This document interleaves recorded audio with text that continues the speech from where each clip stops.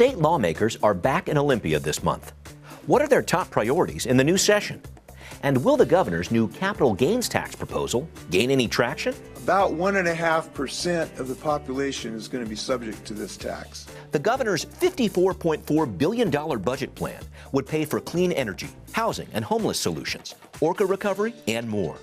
Will the democratically controlled House and Senate support his broad agenda? It's not a supermajority in either chamber by any means. Should the state budget be increased by more than 20% this biennium? We're going to need a lot more money. Our studio panel weighs in. It's actually more cost effective to keep people housed than it is to take them out of homelessness.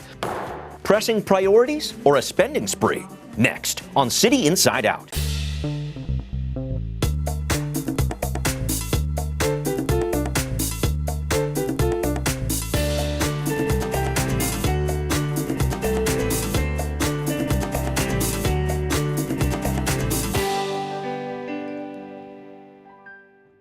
Welcome to this edition of City Inside Out. I'm your host, Brian Callanan. With Democrats now in strong control of the House, Senate, and Governor's Mansion in Olympia, the 2019 legislative session appears to be set up for political progress. But with glaring problems in our mental health system and the environment, and with a controversial capital gains tax plan from Governor Inslee, the road ahead will not be easy. Plus, cities like Seattle are pushing the legislature on their agendas too, calling for state help with affordable housing, the homeless, and other needs. Add in a possible presidential run for the governor, and we're looking at a new session full of political possibilities. We know we have a lot to celebrate this morning in the state of Washington. Democratic Governor Jay Inslee was in a festive mood after the November elections. And why not? His party now holds a healthy 28-21 voting advantage in the Senate, plus has picked up 7 seats for a 57-41 majority in the House, which could make the task of passing his $54.4 billion budget a bit easier. So we're here to talk about those investments in our deliberate plan to make our future brighter even than our past. But will the Democrats dominate this session? It's not a supermajority in either chamber by any means. Rachel LaCourte is the Associated Press's Olympia correspondent, and she says while state Democrats may have more breathing room, lawmakers still have to find bipartisan consensus on many major concerns, starting with our mental health system. They're looking at issues related to Western State Hospital, which obviously has been plagued with problems, how to just reduce waiting lists. There's just a whole range of issues tied to behavioral health. Service and facility issues at Western State, Washington's largest psychiatric hospital, led to a failed inspection in 2018 and the loss of $53 million in federal funding, even after years of state efforts to fix it. We started improving our mental health care system, but we are still way underwater at what it takes to have an adequate mental health care system. In fact, some lawmakers have called the mental health issue McCleary 2.0, referencing the legislature's 6-year battle with the state Supreme Court over education funding. A new school finance plan finally won the court's approval last year.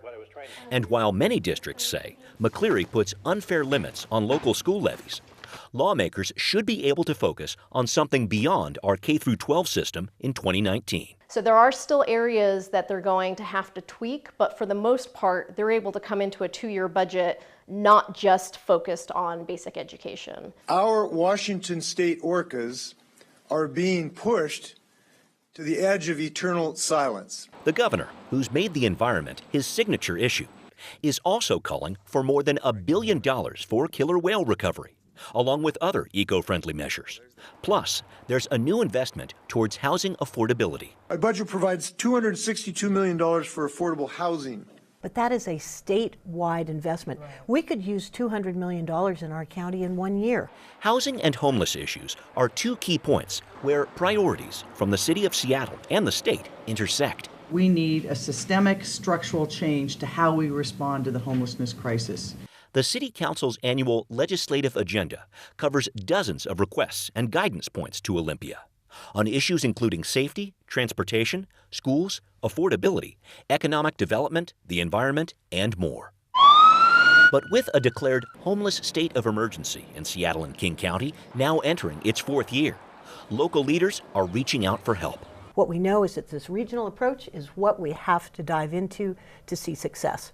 That regional approach may involve the state's new committees on the often paired issues of homelessness and mental health, and city leaders will be pushing for immediate progress. We need millions more to be invested in housing, and we need it fast. And I talk about 2019 being the year of action. We have got to stop planning and start really building, and that may mean more resources. More resources at the city and county level may indicate a local tax measure for the homeless is on its way.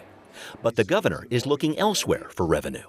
First, we're proposing a new capital gains tax. It's a controversial plan to tax the richest Washingtonians Inslee has proposed before.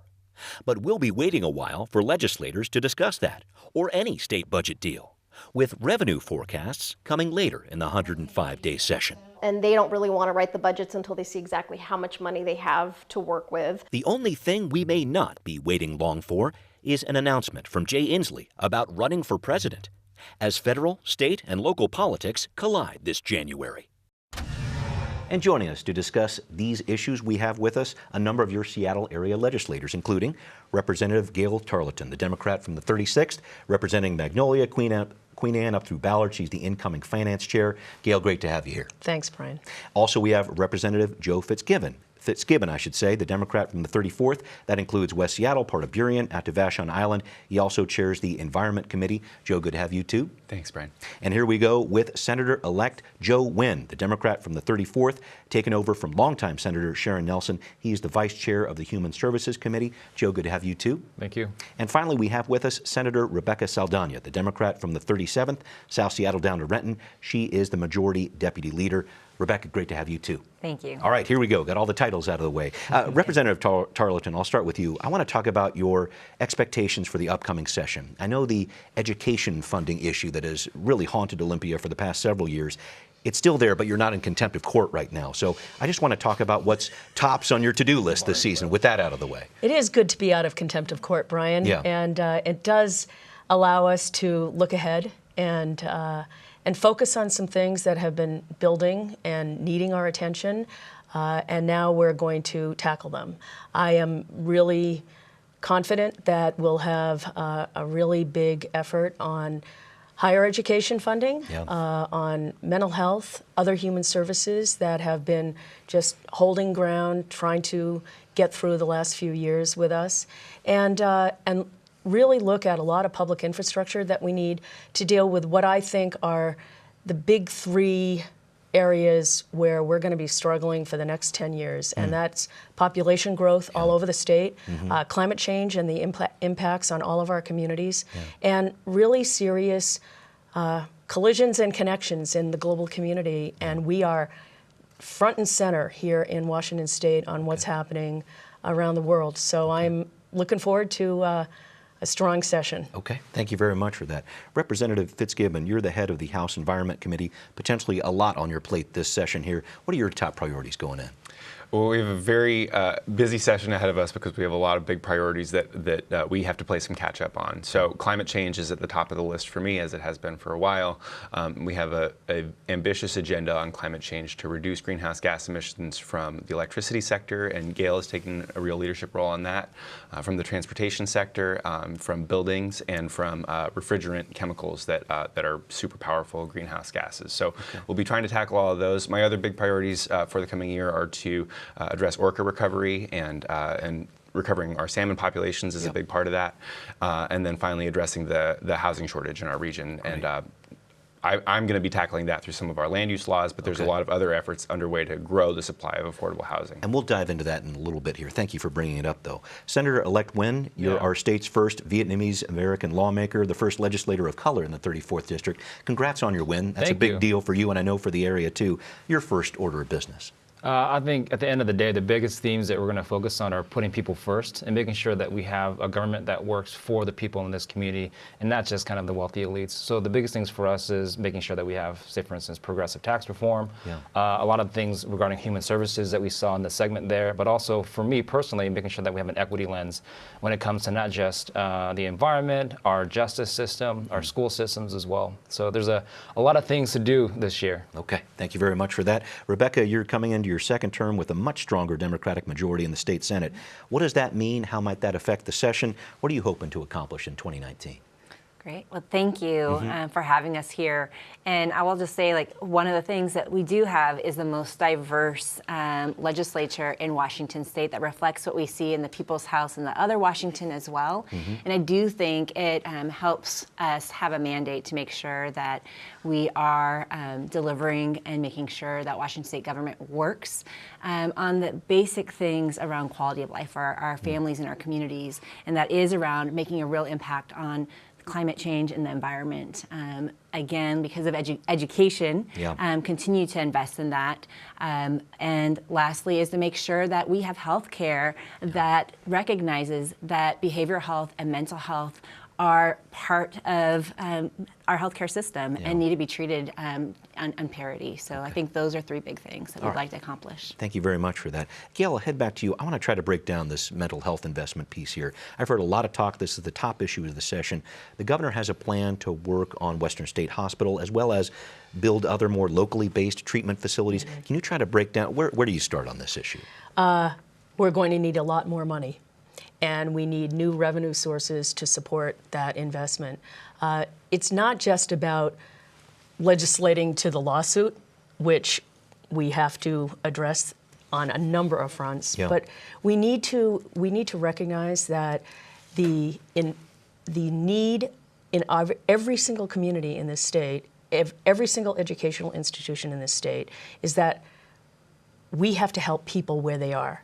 And so the scale of investment that we need to make to address Western State, to support community mental health services and mental health clinics, to be providing services where people are, whether they are at work or at school, this is our paramount responsibility right now. And I feel a strong commitment on the part of all of our legislators to tackle these problems. And it is a bipartisan solution that we are going to get to. Let me jump to the Senate side here. Rebecca, I'll bring you in here. I've heard your colleague, Republican Steve O'Ban, say this is McCleary 2.0 when it comes to the mental health investment. He's referring, of course, to the investment needed and the seriousness of the problem. It appears both parties would agree that this is a major policy issue.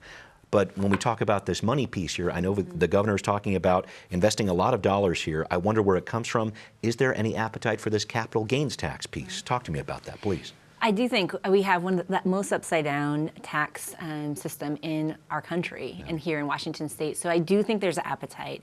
I think it's making the right balance. I think capital gains is something that has built a lot of momentum, and making sure that we balance that in terms of any impacts on middle class folks, and making sure that it doesn't somehow address or make sure that we are addressing the housing.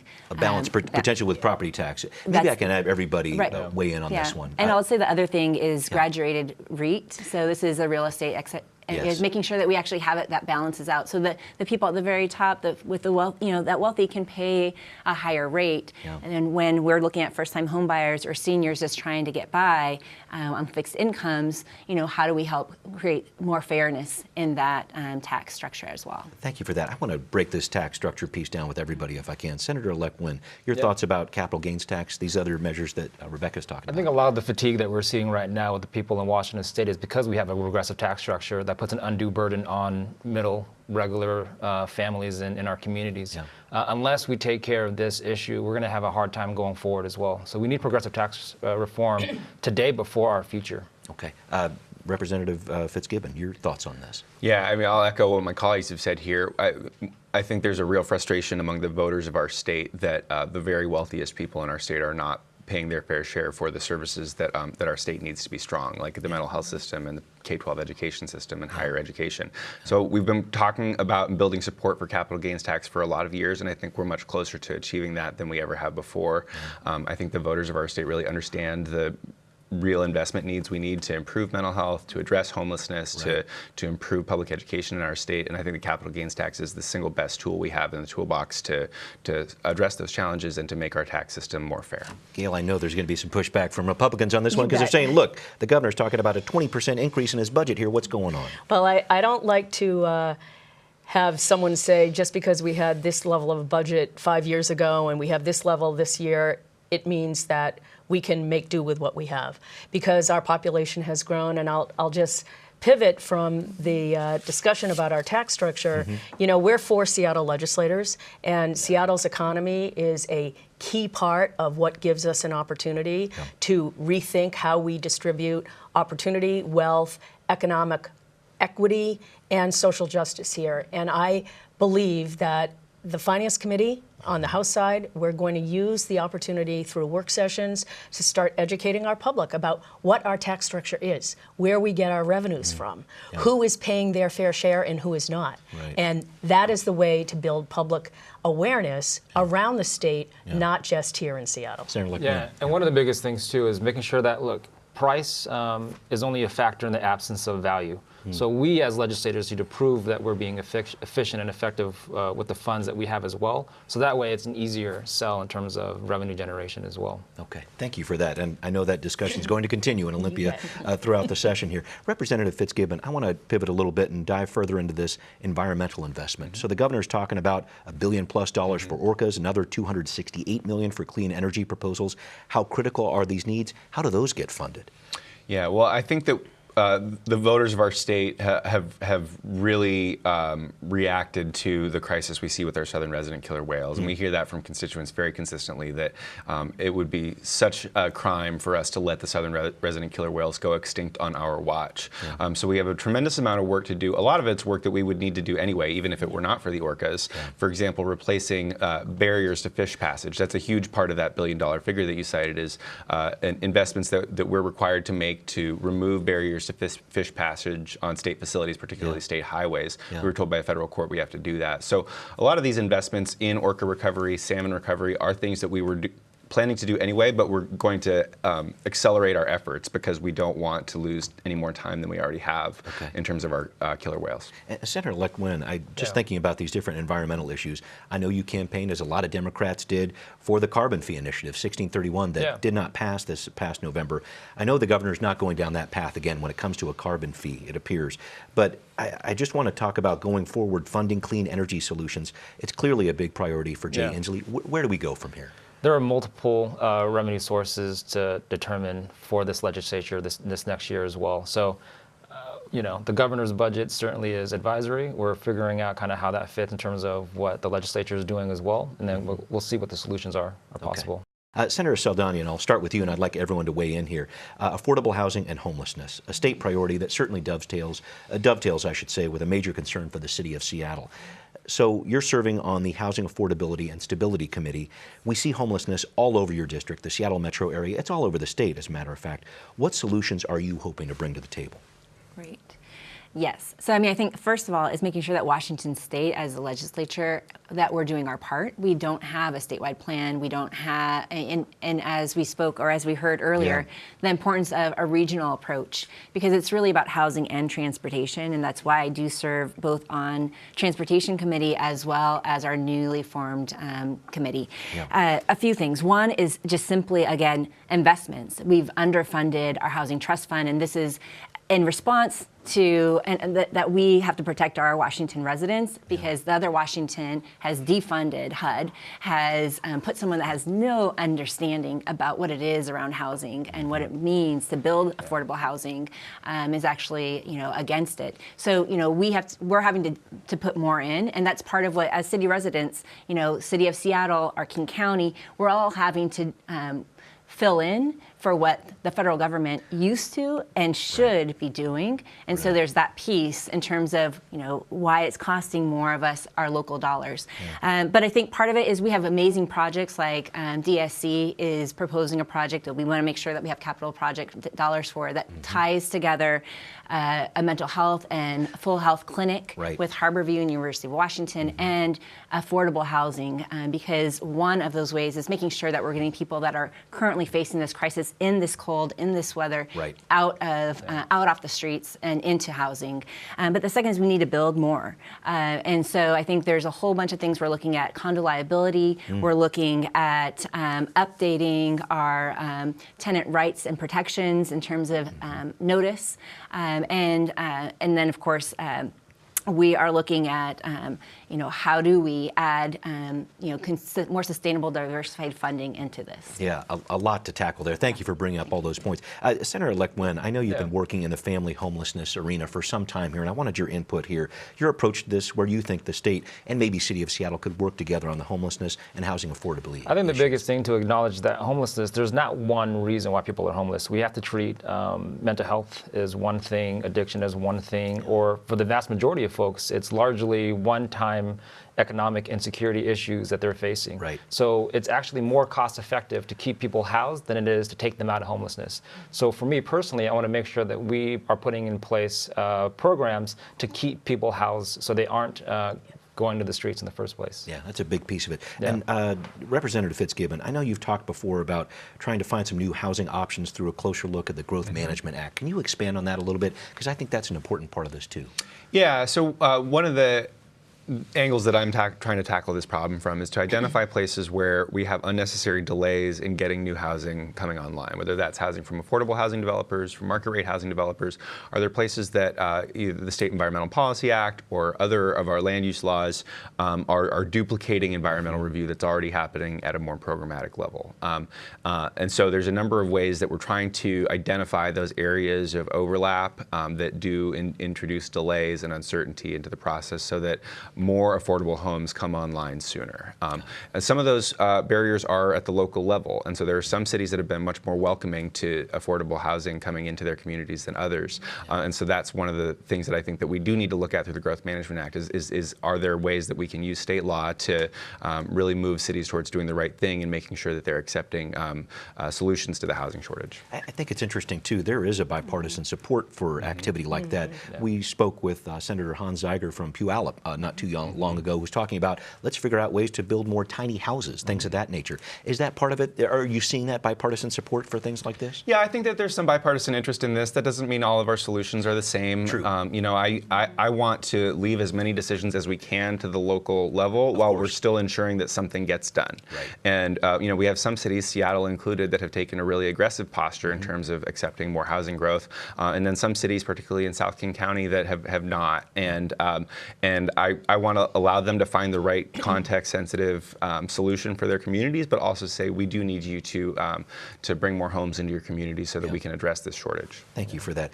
Gail, I know homelessness has been a hot-button issue in the Ballard area where you live and you represent. You were talking about this issue reaching a crisis level 2 years ago. Yeah. Let's talk about this. Are there some answers the state can provide, and how do they work with the city? So this is really a humanitarian crisis for us in this state and in every community in this state. And we know that there is a relationship between increased opioid deaths, increased behavioral health situations where those who are without housing are experiencing extreme behavioral and emotional distress.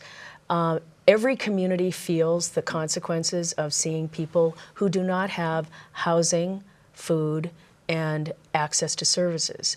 I am really concentrating, and have been for the last several years in the legislature, on making sure that the organizations we have in place, Evergreen Treatment Center down on Airport Way, Millionaire Club, Downtown Emergency Services Center, and all of the organizations around the state that have similar community efforts, that we are strengthening them, that we are helping them reach more of the people who are on the streets who are experiencing extreme health issues as well as housing and economic concerns, that are providing job training programs. Fair Start is doing amazing work here in Seattle and around King County.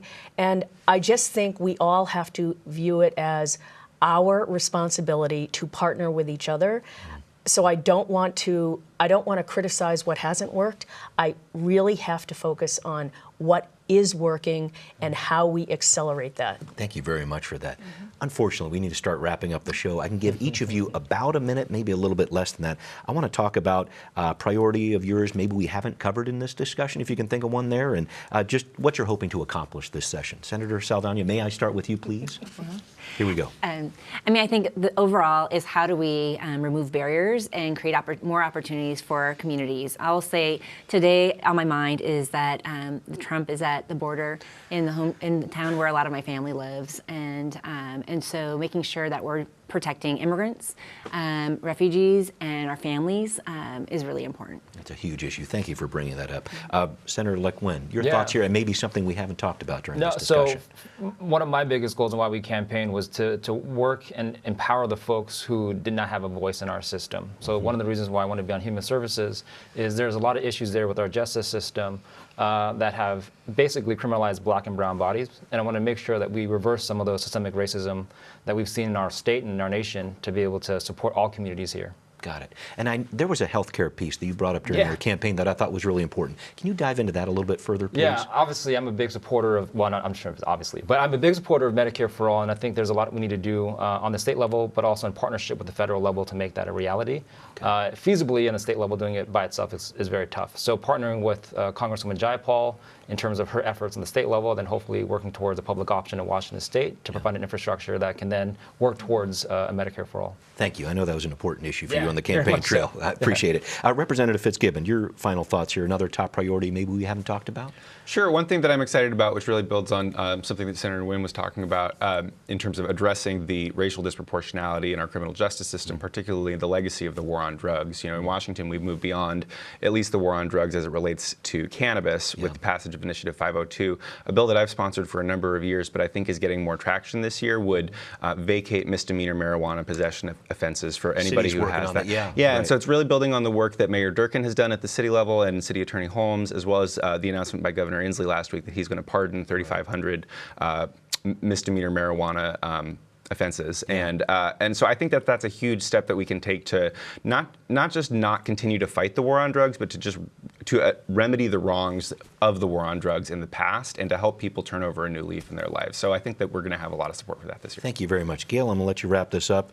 And is our governor going to run for president? Thought I'd throw that in there. So I don't predict anything in New Year's resolutions or predictions. All right, but here we go. I will say this is the year that this state looks at keeping the doors open for every person in our state to pursue opportunities in higher education. That is the pathway that we need to provide to everyone, regardless of place of birth, regardless of economic status, regardless of whether or not they live in Clark County, whether they live in Othello, whether they live in Stanwood. They have to believe that they can walk in the door at our community and technical colleges and say, I want to learn, and someone will be there to say, let's get it done. Okay, thank you everyone for your input here, Thank you. and we will be right back. We need the policymakers to be focusing more on the education. Bridging better alliances with the community when it comes to police. The traffic is on everybody's mind right now, so public transportation is going to be a high priority. We need to put more resources into helping the underlying issues that are causes of homelessness. We'd like to know what you think. Send us an email at contact@seattlechannel.org or find us on Facebook and Twitter and give us your feedback. Before we close today, it's time for our weekly CIO poll. Which issue is most important to you this legislative session in Olympia? Climate change, mental health, housing affordability and homelessness, or some other topic? We want to know what you think. Cast your vote and send us your comments at our website, seattlechannel.org/cityinsideout. While you're there, you can watch our programs online anytime. Coming up next time, 2 Seattle school levies totaling $2 billion are on your ballot in February. Should voters say yes? We go behind the numbers next time on City Inside Out. I hope you join us.